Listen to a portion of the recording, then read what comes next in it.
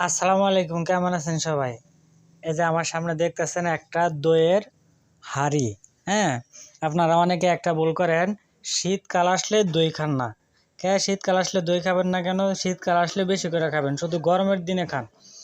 দই হচ্ছে দুধ দিয়া তৈরি করে। আপনারা জানেন দই অনেক শক্তিশালী জিনিস, উপকারী জিনিস। এই যে দেখছেন, শীতকাল আসলে আপনারা দই খাবেন। শীত খাবেন। বুসরা আবু, তুমি এদিক দিয়ে যাও তো, তোমারে দেই।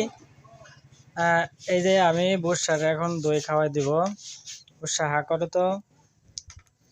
ঠিক আছে, বুসরা দই খেলো, এখন আমিও খাবো। বিসমিল্লাহ। আলহামদুলিল্লাহ, অনেক টেস্ট।